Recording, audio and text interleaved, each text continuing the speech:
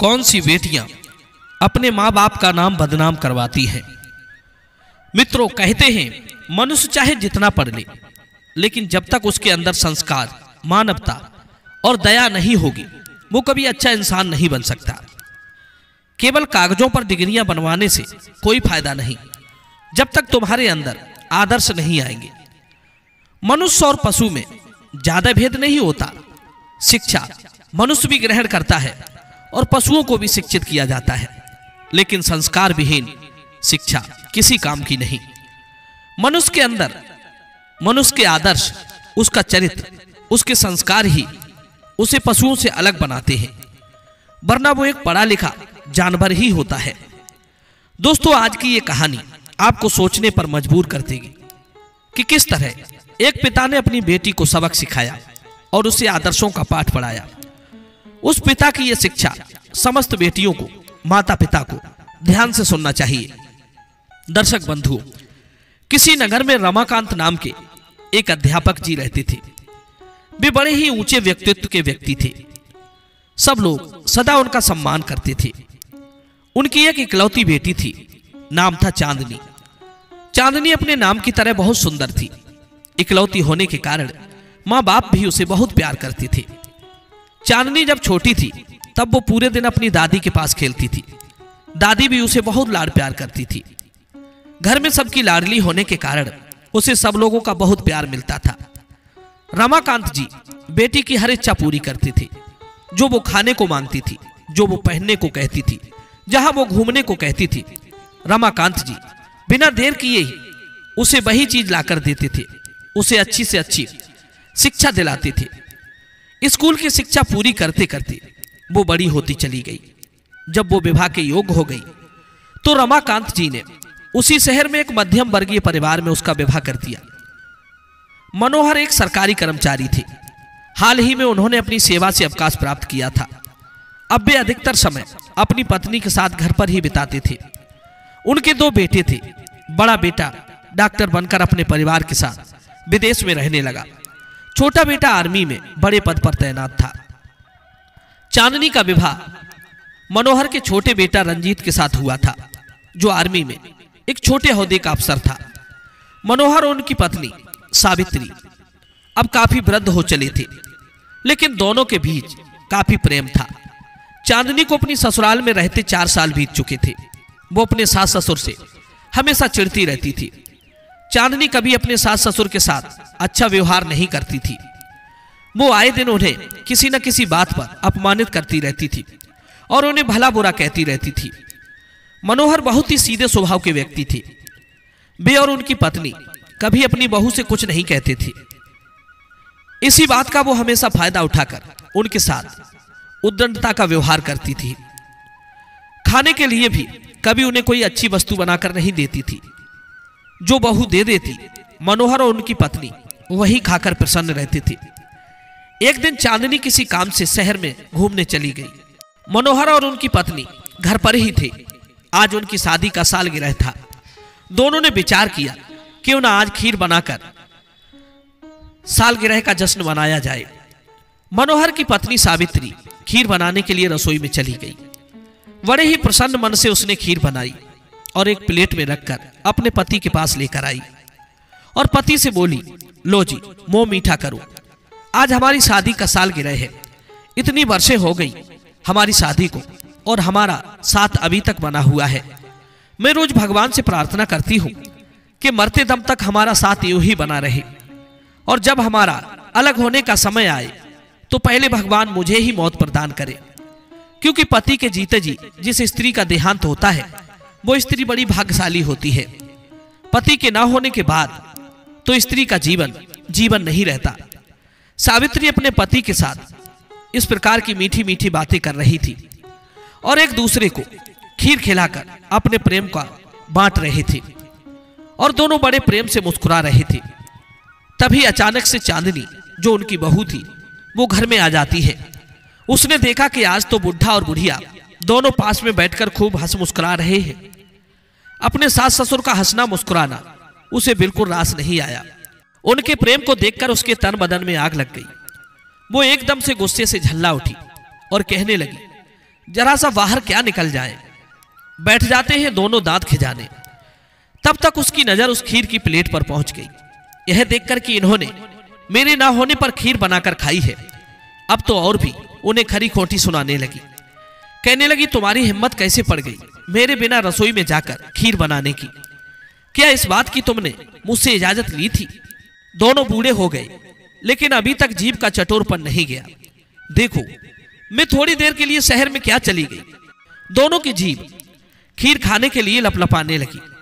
आज नहीं तो कल मौत उठाकर ले जाएगी, लेकिन जीभ का स्वाद अभी तक नहीं गया। अगर मैं 2-4 दिन के लिए कहीं बाहर चली गई तो तुम्हारी तो मौज हो जाएगी, पूरे घर को बेचकर खा जाओगी। चांदनी अपने सास ससुर से और भी बहुत सी बातें इस तरह की कहती रही। अपनी बहू की ये बातें सुनकर मनोहर से रहा नहीं गया। कहने लगे, बहू इतना क्यों बड़बड़ाती हो? अगर हमने खीर बनाकर खा ली तो कौन सा गुनाह कर दिया? आखिर ये घर हमारा भी तो है। इस घर की हर वस्तु पर हमारा पूरा अधिकार है। हम इस घर में अपनी मनमर्जी से रह सकते हैं और खा पी सकते हैं। तुम्हें इस बात से क्यों तकलीफ होती है? अपने ससुर की बात सुनकर चांदनी बोले, अरे बुढ़े, ये घर तुम्हारा नहीं है और इस घर में रहना है तो तुम्हें मेरे हिसाब से चलना होगा, नहीं तो जहां मर्जी हो वहां चले जाओ। तुम दोनों को अपने घर में रखने का मैंने ठेका नहीं ले रखा है। तुम्हारा दूसरा भी बेटा है, उसके पास क्यों नहीं चले जाती? बंटवारे में कुछ अलग से मुझे नहीं दे दिया था। जो आपने बड़े बेटे को दिया था उतना ही मुझे दिया है। फिर कौन से हक से तुम इस घर में अपनी मनमर्जी से खा पी सकते हो? बहू की इन बातों को सुनकर मनोहर कुछ डरी सहमी आवाज से कहते हैं, चांदनी, हमने इस घर में रहकर ऐसा कौन सा गुनाह कर दिया जो तुम हम पर इतना बड़बड़ा रही हो? सिर्फ खीर ही तो बनाकर खाई है। क्या खीर खाना जुर्म है? हमारा बेटा इतना कमाता है, क्या उसकी कमाई पर हमारा कोई अधिकार नहीं? पिछली बार रंजीत छुट्टियों पर घर आया था तो आपसे ही कहकर गया था कि माँ और बाबूजी का ख्याल रखना। जो ये खाने को मांगे वो इन्हें बनाकर देती रहना। आज तुम्हारे ना होने पर हमने खीर बनाकर खा ली तो कोई बुरा काम नहीं कर दिया। तभी चांदनी चिल्लाती हुई अपने सास ससुर से कहती है कि मेरे ना होने पर तुमने खीर बनाकर क्यों खाई? तुम्हें नहीं पता है दूध कितना महंगा है? पैसे किसी पेड़ पर नहीं उगते। अगर खीर ही खानी थी तो मेरे आने का इंतजार कर लेती। सब्र नहीं हुआ क्या? मैं उस दूध से दही भी जमाती हूं। पता नहीं दही के लिए दूध छोड़ा होगा कि नहीं, या फिर सारा ही दूध गटक गई। चांदनी की सास सावित्री कहती है, बहू, खीर के लिए तो हमने थोड़ा सा ही दूध इस्तेमाल किया है, बाकी दूध तो रखा है। चांदनी वो दूध जाकर देखती है और अपने सास ससुर से कहती है, खबरदार जो आगे से मुझसे पूछे बिना रसोई में कदम रखा तो आपके लिए ठीक नहीं होगा। तब उसकी सास कहती है, बहू, हम लोगों पर इतनी पाबंदी क्यों? हम अपने बेटे की कमाई खाते हैं। आप कौन सा कमाने जाती हैं? जिस दिन हमारा बेटा हमें खाने के लिए मना कर देगा उस दिन हम नहीं खाएंगे। तुम इतना क्यों भड़क रही हो? सास की ये बातें सुनकर चांदनी और भी ज्यादा आग बबूला हो जाती है और जोर जोर से अपने सास ससुर पर चिल्लाने लगती है। दर्शक बंधु, संयोग से उसी दिन चांदनी के पिता रमाकांत अपनी बेटी के घर आए थे। काफी दिनों बाद वे अपनी बेटी के घर आए थे, मगर ये क्या, वे जैसे ही द्वार पर आए तो अंदर से उनकी बेटी के चिल्लाने की आवाज सुनाई दी। वे घर के अंदर जाने की बजाय वहीं दरवाजे की आड़ में खड़े होकर अंदर का नजारा देखने लगे। उन्होंने देखा कि उनकी बेटी बुरी तरह से अपने बूढ़े सास ससुर पर भड़क रही है। वो उन्हें तरह तरह की गालियां सुना रही है। वो इतनी गुस्से में थी कि उसने झपटकर अपने ससुर के हाथ से खीर की कटोरी छीनकर नीचे पटक दी और बोली, खबरदार, इस घर की मैं ही मालकिन हूं। इस घर का खर्च चलाने वाला आपका बेटा मेरा पति है और मैं उसकी पत्नी। पति की हर चीज पर पत्नी का अधिकार होता है। आज से तुम दोनों बुढ़ा बुढ़िया मेरे हिसाब से ही रहोगी। यदि इस घर में अपनी मनमर्जी की तो घर से बाहर निकाल दूंगी। इतना कहकर वो अपने कमरे में चली गई। बेचारे मनोहर और उनकी पत्नी सावित्री, उनसे कोई जवाब नहीं बना। उन दोनों का चेहरा लटक गया था, आंखें आंसुओं से डबडबा गई। रमाकांत जी द्वार पर खड़े ये सब देख रहे थे। मनोहर अपने आंसू पोंछते हुए सोच रहे थे कि आदमी यही दिन देखने के लिए अपने बेटों को पाल पोस करके बड़ा करता है।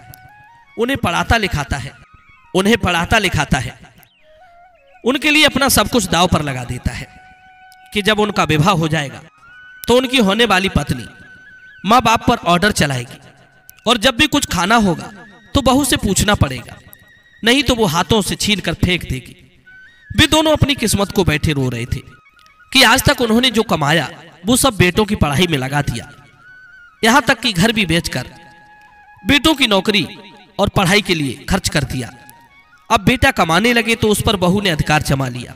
उनके पास क्या बचा? सिर्फ बहू की डांट फटकार और गाली। जरा जरा सी बात पर बहू आंखें दिखाती है। इस घर में रहकर कुछ खाने की भी स्वतंत्रता नहीं है। आज उन्हें 2 वक्त की रोटी खाने के लिए भी बहू की खरी खोटी सुननी पड़ती है। बेटा बाहर नौकरी कर रहा है, कहें तो किससे कहें? अगर कभी उसने भी हमें गलत समझ लिया तो हम कहां जाएंगे? कहेगा कि तुम व्यर्थ में मेरी पत्नी पर दोष लगाते हो। आजकल बहुओं के आगे भला चलती किसकी है? मनोहर और सावित्री जी ये बातें सोच ही रहे थे, तभी चांदनी फिर से कमरे से निकल कर आती है और चिल्लाते हुए अपनी सास से कहती है, अरे बुढ़िया, अभी भी वहीं बैठी है, फर्श पर पड़ी खीर क्या मैं साफ करूंगी? जल्दी उठकर फर्श साफ करो, उसके बाद पोंछा लगा देना। सारा फर्श गंदा करके रख दिया है। बड़े आए सालगिरह मनाने वाले। दोस्तों, चांदनी के इस प्रकार चिल्लाने पर बेचारी सावित्री जी रोते रोते फर्श को साफ करने लगी। इधर दरवाजे की आड़ में खड़े रमाकांत जी अपनी बेटी का अपने सास ससुर के प्रति एक क्रूर व्यवहार देखकर अंदर से टूट गए। वे बड़ी खुशी के साथ बेटी के घर आए थे, पर बेटी की हरकतों को देखकर उनका मन नफरत से भर गया। उनका मन ही नहीं हुआ कि ऐसी बेटी के घर में आगे कदम रखूं। मित्रों, रमाकांत बहुत ही पढ़े लिखे और योग्य व्यक्ति थे। वे वहीं से उल्टे पांव लौट पड़े।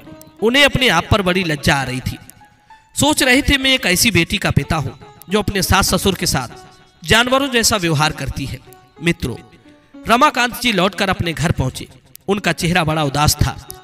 अचानक अपने पति को उदास मुद्रा में घर पर आया देखकर उनकी पत्नी रोहिणी पूछने लगी, अजी, आप तो बेटी के घर पर गए थे, फिर लौट कैसे आए? और आप बड़े दुखी लग रहे हो, सब ठीक तो है ना? तब गहरी सांस लेते हुए रमाकांत जी बोले, रोहिणी, हमारी बेटी ने हमारा सर शर्म से झुका दिया है। अब तो ये कहते पर भी मुझे बड़ी लज्जा आती है कि वो हमारी बेटी है। रोहिणी ने पूछा, जी ऐसा क्या कर दिया हमारी चांदनी ने? तब रमाकांत बताते हैं, प्रिय, उसे पढ़ाया लिखाया तो बहुत महंगे महंगे स्कूलों में शिक्षा दिलाई, मगर उसे संस्कारों का पाठ नहीं पढ़ाया कि सास ससुर के प्रति एक बहू के क्या कर्तव्य होते हैं, उनके साथ उसे कैसा व्यवहार करना चाहिए। लगता है हमारी ही गलती की वजह से बेचारे उसके बूढ़े सास ससुर दुख भोग रहे हैं। एक बेटी जब अच्छा काम करती है तो उसके ससुराल का ही नाम ऊंचा नहीं होता, बल्कि उससे उसके माँ बाप का भी सर फक्र से ऊंचा हो जाता है। जब वो कोई ऐसी वैसी हरकत करती है तो ससुराल के साथ साथ उसके माँ बाप का सर शर्म से झुक जाता है। बेटी वो पौधा है जो उगता कहीं है और उसे रोपा कहीं जाता है। अगर उस पर फल ना आए, अगर वो किसी को सुख ना पहुंचा सके, तो उसका बेटी होना व्यर्थ है। कुछ वृक्ष स्वयं दुख सहकर सिर्फ फल ही देते हैं, उसी तरह बेटी भी होती है। रोहिणी ने पूछा, अजी हुआ क्या? मुझे पूरी बात तो बताइए। तब रमाकांत जी अपनी पत्नी को समझाते हैं। अपनी बेटी की काली करतूत अपनी पत्नी को बताई कि आज मैं जब बेटी के घर पर गया तो मैंने देखा कि वो अपने बूढ़े सास ससुर के साथ जानवरों से भी बुरा व्यवहार कर रही थी। मुझसे ये सब देखा नहीं गया, इसीलिए मैं उसके घर में घुसने से पहले ही लौट आया। मुझे उसे अपनी बेटी कहते हुए भी बड़ी शर्म आ रही है।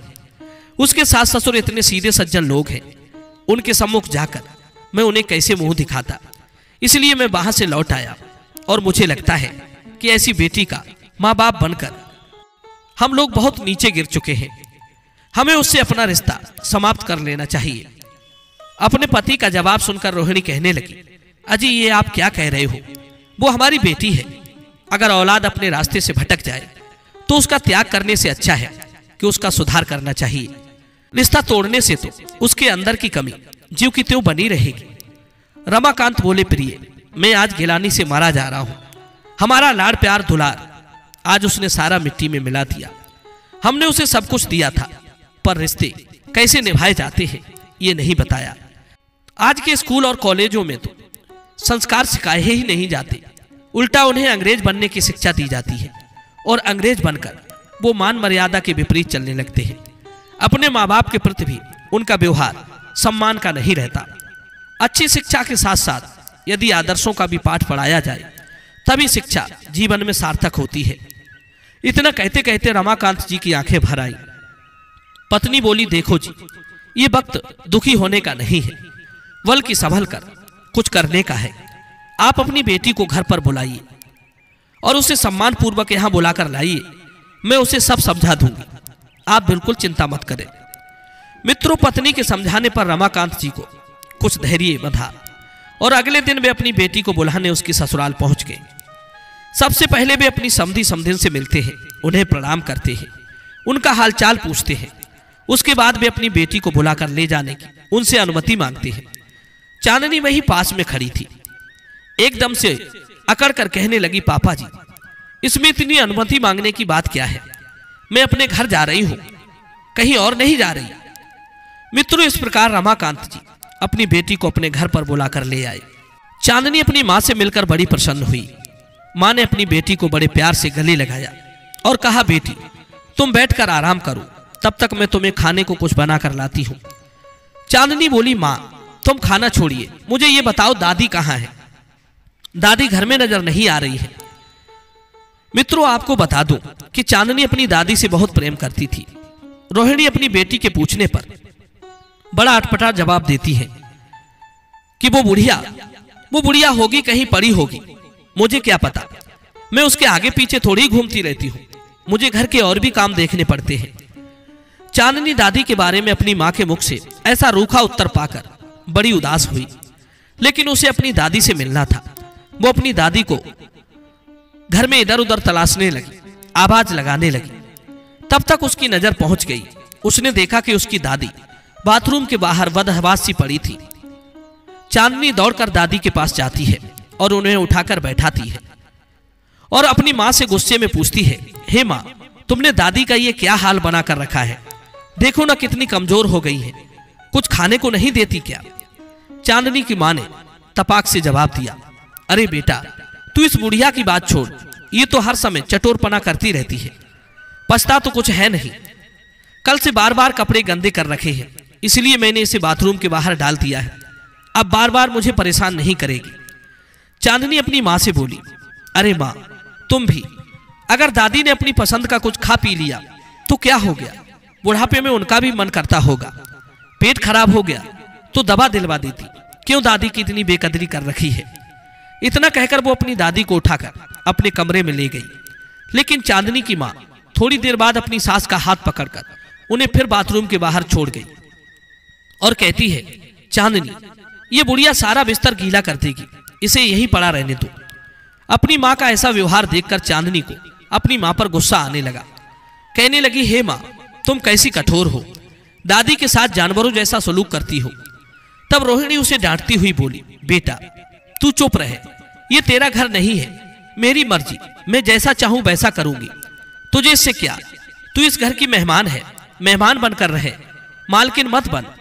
चांदनी कहती है, हे मां, तुम बड़ी निष्ठुर हो गई हो, तुम्हें दादी के साथ ऐसा व्यवहार करते हुए लज्जा नहीं आती? कम से कम इनके बुढ़ापे का तो ख्याल किया होता। मित्रों, उसके बाद चांदनी अपने पिता से कहती है कि पिताजी, दादी तो आपकी मां है, मम्मी उनके साथ इतनी निष्ठुरता से पेश आती है, तुम्हें देखकर बुरा नहीं लगता? तुम मां से कुछ कहते क्यों नहीं? मित्रों, अपनी बेटी की बात सुनकर रमाकांत को बड़ा गुस्सा आया और उन्होंने अपनी बेटी के गाल पर झट से एक तमाचा जड़ दिया और बोले, मुझे शिक्षा कौन दे रहा है? वो जो खुद अपने सास ससुर के साथ पशुओं सा बर्ताव करता है। वे अपनी पसंद का कुछ खाना चाहे तो तू उनके हाथ से छीनकर फेंक देती है और उसके बाद नौकरों की तरह उन्हीं से फर्श साफ कराती है, उनके साथ उद्दंडता से पेश आती है, उन्हें ऊंची आवाज में गालियां निकालती है। उस समय क्या तेरा संस्कार मर जाता है? तू उन्हें खाने पीने के लिए दुखी रखती है, तेरी इजाजत के बिना वे रसोई में भी नहीं घुस पाते। बेटी, बुजुर्गों के साथ कैसा व्यवहार करना है ये हमने तुम्ही से सीखा है। कल तुम जब अपने सास ससुर के साथ बुरा बर्ताव कर रही थी, उस समय मैं तुम्हारे घर के द्वार पर खड़ा था। बड़ी खुशी के साथ मैं तुम्हारे घर गया था, लेकिन तुम्हारा व्यवहार देखकर मैं वहीं से लौटकर चला आया। मैं तो तुमसे कल ही रिश्ता तोड़े लिए रहा था, लेकिन तुम्हारी माँ ने मुझे समझाया तो मेरा गुस्सा कुछ शांत हुआ। मुझे तुमसे ये उम्मीद नहीं थी। एक बेटी अपने पिता के मस्तक को ऊंचा उठा भी सकती है और झुकवा भी सकती है। तुम्हें देखकर तो मुझे ऐसा लग रहा था जैसे तुम्हारे अंदर की मानवता मर चुकी है। आज तुम्हें अपनी दादी पर बड़ा तरस आ रहा है। पिता की बात सुनकर चांदनी को सांप सूंघ गया। उससे कुछ कहते नहीं बना। चांदनी की मां ने समझाया, बेटा तुमने अपने सास ससुर के साथ अच्छा व्यवहार नहीं किया। जिस पति की तुम देवता समझकर पूजा करती हो, तुम्हारे सास ससुर उसी देवता के माता पिता हैं। उनके साथ तुम इतना बुरा बर्ताव करती हो। तुम्हें हमने यही सिखाया था। सोचो, जब ये बात दामाद जी को पता चल गई तो वो तुम्हारी कितनी इज्जत करेंगे। तुम इतनी गिर जाओगी, हमने कभी नहीं सोचा था। मां की बात सुनकर चांदनी फूट फूट कर रोने लगती है और अपने माँ बाप से क्षमा मांगने लगती है। चांदनी के पिता कहते हैं, बेटी क्षमा मांगनी है तो तुम अपने सास ससुर से मांगो, क्योंकि तुमने उन्हीं का अपराध किया है, उन्हें दुख देकर। तब चांदनी कहती है, पिताजी मुझसे बहुत बड़ी गलती हो गई। मैं तो यही सोचती थी कि मेरा रिश्ता सिर्फ मेरे पति से ही है, मेरे सास ससुर तो मुझ पर बोझ है। तब चांदनी के पिता बोले, बेटी असली गृहिणी वो होती है जो सबको खिलाकर खाती है। उसके होने से सबको सुख मिले पर कोई दुखी ना रहे। बेटी, एक बेटी से दो परिवार जुड़े होते हैं। अगर उसकी वजह से परिवार की मान प्रतिष्ठा भंग होती है तो दो परिवार बदनाम होते हैं। बेटी की एक गलती से दो परिवार कलंकित हो जाते हैं। जब कोई बेटी बदनाम होती है तो उसे कोई हीन दृष्टि से देखता है तो वो उसके माँ बाप को भी हीन नजरों से देखता है, उन्हें भला बुरा कहता है। बेटी का बुरा बर्ताव पिता के मान को भी धूमिल करता है। जब कोई बेटी नाम कमाती है तो उसके पिता का भी नाम ऊंचा हो जाता है।